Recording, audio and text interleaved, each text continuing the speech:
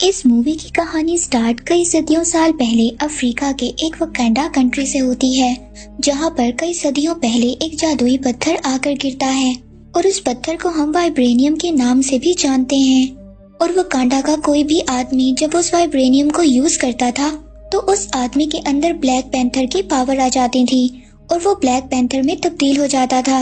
और उस धात को वकांडियंस ने बहुत अच्छे तरीके से यूज किया और इस वाइब्रेनियम के इस्तेमाल के बाद वकांडा एक बहुत अच्छी और डेवलप कंट्री बन गया था। इसके बाद सीन शिफ्ट होता है 1992 में। यहाँ पर हम लोग एक सोसाइटी को देखते हैं जिसमें बहुत सारे लोग रहते थे और तभी यहाँ पर आते हैं किंग टचाका, जो कि वकांडा कंट्री के किंग थे। और वो आकर नजोबो नाम के एक आदमी से मिलते हैं। वो उसको कहते हैं कि तुम हमारी कंट्री यानी वकांडा से वाइब्रेनियम को चोरी करते हो और तुम यहाँ पर आकर दूसरे लोगों यानी चोरों को बेच रहे हो। और वो उसको कहते हैं कि अब हम ऐसा नहीं होने देंगे। और यहाँ पर ये भी पता चलता है कि उस आदमी ने एक और आदमी को वाइब्रेनियम बेचा है। इस बात का पता लगाने के लिए टचाक किंग ने एक आदमी को उस नजोबो नाम के आदमी के पास छोड़ा हुआ था और अब नजोबो का सारा राज टचाका किंग के सामने खुल जाता है। और इसके बाद सीन शिफ्ट होता है हमारे प्रेजेंट टाइम में और यहाँ पर हमें दिखाए जाते हैं किंग टचाला, जो किंग टचाका की डेथ के बाद वकांडा के किंग थे और साथ ही लड़ने के लिए उनके पास एक नई आर्मी भी थी। इसके बाद किंग टचाला अपनी पूरी आर्मी के साथ एक मिशन पर जाते हैं जहाँ पर किंग टचाला ने एक लड़की को बचाना था। और अब इस सीक्रेट मिशन में उस लड़की को बचाते हुए किंग टचाला यानी कि ब्लैक पैंथर को उस लड़की से प्यार हो जाता है। और अब किंग टचाला ये चाहते थे कि जब अगले दिन उनको किंग बनाया जाए तो वो लड़की भी वहाँ पर मौजूद हो। और इसके बाद सीन शिफ्ट होता है अगले दिन पर, जहाँ पर हम देखते हैं वकांडा की क्वीन को। ये वकांडा की क्वीन टचाका की वाइफ थी और साथ ही इस कहानी की नई कैरेक्टर को भी इंट्रोड्यूस करवाया जाता है। ये ब्लैक पैंथर यानी कि किंग टचाला की बहन थी।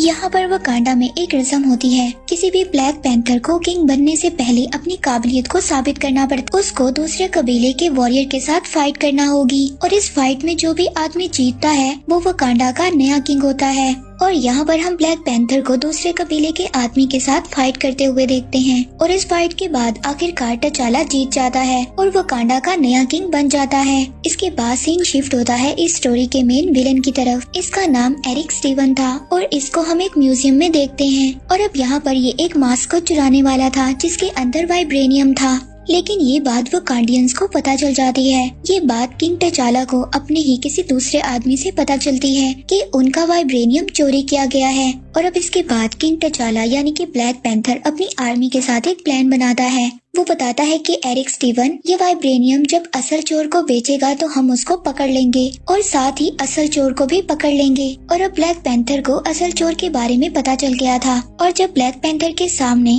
एरिक स्टीवन और वो असल चोर आता है, ब्लैक पैंथर अपने असली रूप में आ जाता है और इन सब पर यहाँ पर अटैक कर देता है। लेकिन उस असल चोर के पास भी वाइब्रेनियम था और उस चोर ने उस वाइब्रेनियम की मदद से बहुत ज्यादा वेपन्स बनाए हुए थे। वो उन वेपन्स की मदद से बच जाता है और वहाँ से भाग जाता है। लेकिन ब्लैक पैंथर बहुत ही ज्यादा पावरफुल और होशियार था। वो उस असल चोर को पकड़ लेता है और उस चोर को बंदी बनाकर एक फैसिलिटी के अंदर ले आता है। और यहाँ पर हम एक पुलिस ऑफिसर को देखते हैं जो उस असल चोर से इंफॉर्मेशन लेता है और उस फैसिलिटी के अंदर और भी ज्यादा वकांडियंस थे जो उनकी आपस की कन्वर्सेशन को सुन रहे थे। और तभी वहाँ पर एक बहुत ही बड़ा ब्लास्ट होता है और ये ब्लास्ट एरिक ने किया था। वो वहाँ से उस असल चोर को छुड़वाकर अपने साथ गाड़ी में बिठाकर ले जाता है और उस एक्सप्लोजन की वजह से वहाँ पर पुलिस ऑफिसर भी जख्मी हो जाता है। और अब उस पुलिस ऑफिसर की जान बचाने के लिए ब्लैक पैंथर उसको वकांडा में ले आते हैं ताकि वो उसके डैमेज पार्ट को फिर से ठीक कर सके और उसकी बॉडी को फिर से नया बना सके। और नेक्स्ट सीन में हमें दिखाया जाता है कि ब्लैक पैंथर अपने फादर के दोस्त के पास आता है।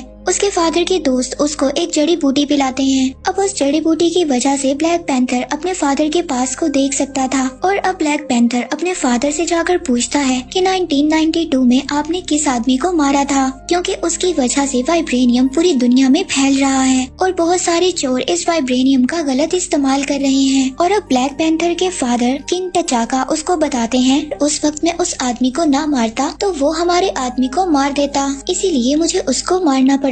इसके बाद ब्लैक पैंथर अपने फादर से पूछता है कि उसके बेटे का क्या हुआ, लेकिन किंग टचाका उसकी बात का कोई भी जवाब नहीं देते और वहाँ से चले जाते हैं। और यहाँ पर इस स्टोरी में हमें पता चलता है कि वो छोटा बच्चा कोई और नहीं बल्कि एरिक स्टीवन था और अब वो उस असली चोर को बचाकर एक जगह पर पहुंच जाता है जहां पर कोई भी नहीं था। अब एरिक स्टीवन अपना असली रूप दिखाता है और उस असल चोर को मार देता है और उस असली चोर को लेकर वकांडा पहुंच जाता है। वहां पर जाकर वो ब्लैक पैंथर से मिलता है और वो ये बात ब्लैक पैंथर को बताता है कि तुम्हारे फादर ने मेरे फादर को मारा था और इस वकांडा का असली वारिस मैं हूँ और मैं ही हूँ जो ब्लैक पैंथर बनने का असली हकदार हूँ, क्योंकि अब यहाँ पर वकांडा का किंग बनने के लिए हर एक वकांडियंस को एक रस्म से गुजरना पड़ता था।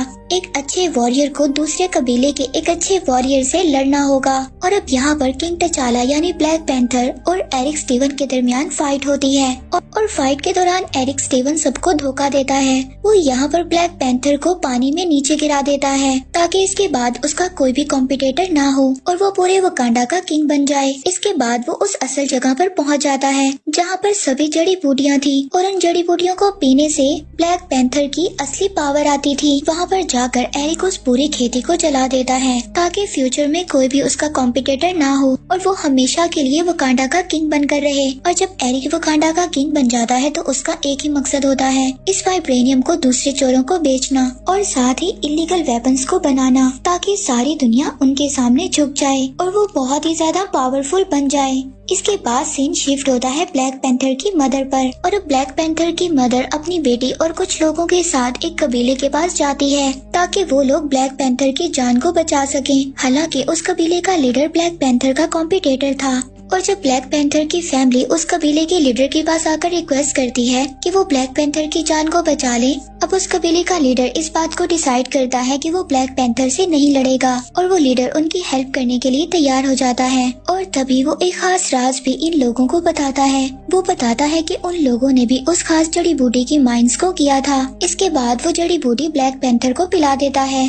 उस जड़ी बूटी को पीने के बाद किंग तचाला के अंदर अपनी ब्लैक पैंथर वाली पावर आ जाती है और अब सारी पावर्स आने के बाद दोबारा से किंग तचाला यानी कि ब्लैक पैंथर एरिक से लड़ने के लिए चला जाता है। और दूसरी तरफ हमें पता चलता है कि एरिक ने बहुत ज्यादा एयरक्राफ्ट्स बना लिए हैं और उनके अंदर उसने वाइब्रेनियम्स को यूज किया है और वो उन एयरक्राफ्ट्स को दूसरी कंट्री में बेचना चाहता था। और तभी वहाँ पर किंग तचाला यानी कि ब्लैक पैंथर अपनी पूरी आर्मी के साथ वहाँ पर आ जाता है और उसके एयरक्राफ्ट को रोक लेता है ताकि वाइब्रेनियम वकांडा में ही रहे, वो वकांडा से बाहर ना जाए। और जब किंग तचाला की आर्मी को ये बात पता चलती है कि किंग तचाला वापस आ गए हैं तो वो एरिक को छोड़कर दोबारा से किंग तचाला के पास चले जाते हैं। और यहाँ पर फाइनल फाइट किंग तचाला यानी कि ब्लैक पैंथर और एरिक के दरमियान में होती है। दोनों के पास ही वाइब्रेनियम वाला सूट था और दोनों एक बहुत ही जबरदस्त फाइट करते हैं, लेकिन लास्ट में ब्लैक पैंथर यानी कि किंग तचाला एरिक को हरा देता है। इसके बाद किंग तचाला वाइब्रेनियम को